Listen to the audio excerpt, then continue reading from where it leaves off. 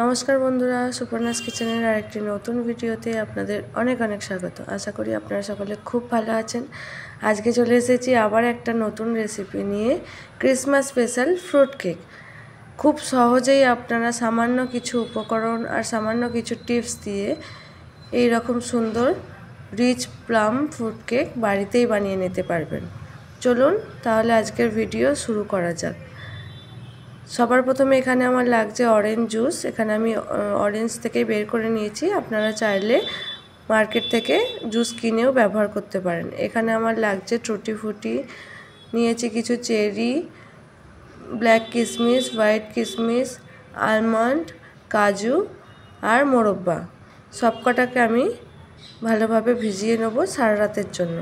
আপনাদের হাতে যদি সময় না থাকে 3-4 ঘন্টা ভিজিয়ে রাখলেও হবে, কিন্তু আমি সাজেস্ট করব যে সারা রাত ভিজিয়ে রাখার চেষ্টা করবেন।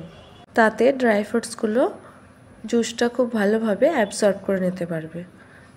চলুন এরপরে আমরা ক্যারামেলটা বানিয়ে নিই। এখানে আমি একটা পাত্রের মধ্যে 1/2 কাপ চিনি দিয়ে মিডিয়াম টু হাইটে রেখেছি। দেখুন এইভাবে লাল হয়ে এলে তবেই নাড়াচাড়া শুরু করবেন।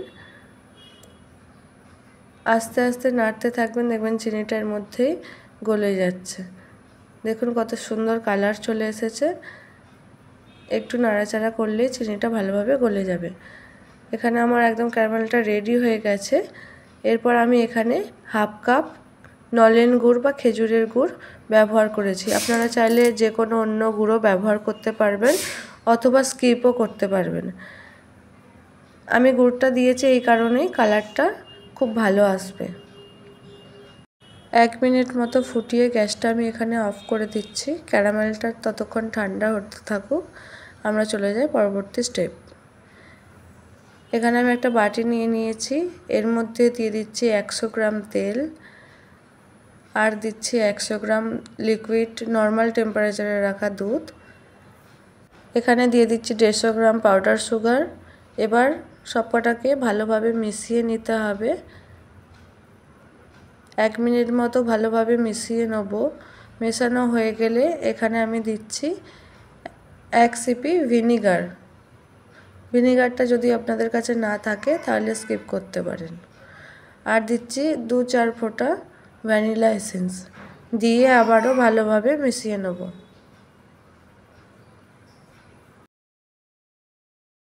এরপর এখানে একটা আমি ছাঁকনি বসিয়ে দিচ্ছি, দিয়ে 250 গ্রাম ময়দা নিয়ে নিচ্ছি। এর মধ্যে দিয়ে দিচ্ছি দারচিনি পাউডার 1 চামচ আর দিচ্ছি 1 প্যাকেট আমুল দুধ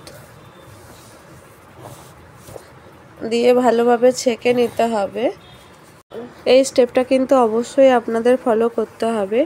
ডাইরেক্ট তেলের মধ্যে দিয়ে দেবেন না, অবশ্যই ছেঁকে তারপরে ব্যবহার করবেন। এখানে আমি সামান্য পরিমাণে নুন দিয়ে দিচ্ছি। নুনটা আমি প্রথমে অ্যাড করতে ভুলে গিয়েছিলাম। দিয়ে আবারও ভালোভাবে পুরোটা চেলে নেব।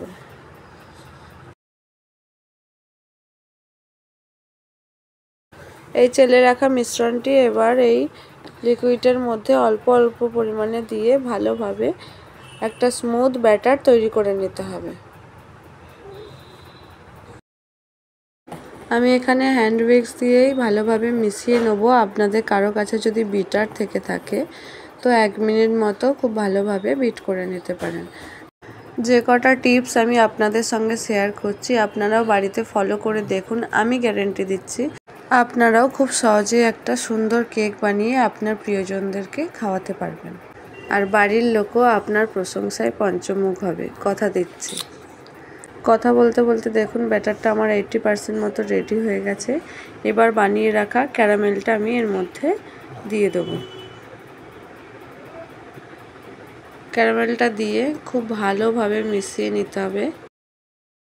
একটু সময় একটু ধৈর্য নিয়ে ক্যারামেলটা ভালোভাবে মিশিয়ে নেবেন। দেখুন কতটা সুন্দর কালার এসেছে। ক্যারামেলটা দেওয়ার আগে ব্যাটারটা অনেকটাই ঘন ছিল। দেখুন ক্যারামেলটা মিশিয়ে নেওয়ার পরে ব্যাটারটা কিন্তু একদম স্মুথ হয়ে গেছে। আর আমাদের এই রকম কনসিস্টেন্সি লাগবে। এরপর এখনও ড্রাই ফ্রুটসগুলো দিলে একদম পারফেক্ট হয়ে যাবে। এরপর এখানে আমি ভিজিয়ে রাখা ড্রাই ফ্রুটসগুলো দিয়ে দিচ্ছি। দেখুন কতটা ফুলে গেছে। দেখুন এই জন্যই আপনাদেরকেও বলছি যে পারলে আগের দিন রাত্রি থেকে ভিজিয়ে রাখবেন। আর হ্যাঁ, এই টুটি ফুটিগুলো কিন্তু আমার নিজের হাতেই বানানো। আপনারা যদি রেসিপি দেখতে চান, লিংক আমি ডেসক্রিপশানে দিয়ে দেবো, দেখে নেবেন। এরপর এখানে আমি 2 চামচ মতো টক দই, ফ্যাটানো টক দই ব্যবহার করছি। আপনারা চাইলে এটা স্কিপ করতে পারেন। টক দইটা দিয়ে আবারও ভালোভাবে মিশিয়ে নেব। আপনারা কে কোথায় থেকে আমার ভিডিওটা দেখছেন আমাকে কিন্তু কমেন্টের মাধ্যমে জানাতে ভুলবেন না, যাতে আমি পরবর্তী ভিডিওতে আপনাদের ধন্যবাদ জানাতে পারি। এখানে আমি আরও 3-4 ফোঁটা ভ্যানিলা এসেন্স দিয়ে দিচ্ছি, দিয়ে ভালোভাবে মিশিয়ে নেব। আমাদের ব্যাটারটা প্রায় হয়েই এসেছে, এবার খালি বেকিং পাউডার আর বেকিং সোডা দেওয়া বাকি। এখানে আমি 1.5 টিস্পুন বেকিং পাউডার ইউজ করছি, আর দিয়ে দিচ্ছি 1/4 টিস্পুন বেকিং সোডা, মানে 1 চামচের 4 ভাগের 1 ভাগ আমি এখানে বেকিং সোডা দিচ্ছি। বেকিং সোডাটা কিন্তু একদম বেশি দেবেন না, একদম অল্প পরিমাণে দেবেন। দিয়ে আবারও ভালোভাবে মিশিয়ে নিতে হবে। আর একটা জিনিস খেয়াল রাখতে হবে, বেকিং পাউডার আর বেকিং সোডা দেওয়ার পর বেশিক্ষণ ফেলে রাখা যাবে না, খুব তাড়াতাড়ি বেক করে নিতে হবে। আজকে আমি কোনো মোল্ড ব্যবহার করছি না, এখানে প্লাস্টিক ফয়েল পেপারের মোল্ড নিয়েছি, তার মধ্যে অল্প অল্প করে ব্যাটারটা দিয়ে দেবো। মোল্ডের অর্ধেক ব্যাটার দেবেন, একদম ভর্তি করে দেওয়ার দরকার নেই। অর্ধেক দিলে দেখবেন ওটা ফোলার জায়গা রাখতে হবে, ফুলে গেলে পুরো পেপারটা ভর্তি হয়ে যাবে। এবার আমি ট্যাপ করে নিচ্ছি যাতে এর মধ্যে কোনো এয়ার বাবলস না থাকে। এখানে আমি একটা কড়াইয়ের মধ্যে স্ট্যান্ড বসিয়ে 10 মিনিট আগে ফ্রি হিট করে নিয়েছি। এবার একটা প্লেট বসিয়ে মোল্ডগুলোকে ভালোভাবে সেট করে নিচ্ছে। এবার 45 থেকে 50 মিনিট মতো কেকটা ভালোভাবে রেডি হতে দেব। ওপর থেকে কিন্তু আমি এখন ডেকোরেশন করছি না, ওটা আধ ঘন্টা বাদে করে নেব। আর বাকি যে ব্যাটারটা ছিল, এখানে একটা স্টিলের পাত্র নিয়েছি, এর মধ্যে কিছুটা অয়েল ব্রাশ করে নিচ্ছি, দিয়ে একটু ময়দা ওপর থেকে ছিটিয়ে দিতে হবে যাতে তলায় লেগে না যায়। তারপরে ব্যাটারটা ঢেলে দেবো ভালোভাবে। ব্যাটারটা আমার একদম ঢালা রেডি। চলুন এবার তাহলে একটু ট্যাপ করে নিয়ে বেক হতে বসিয়ে দেবো।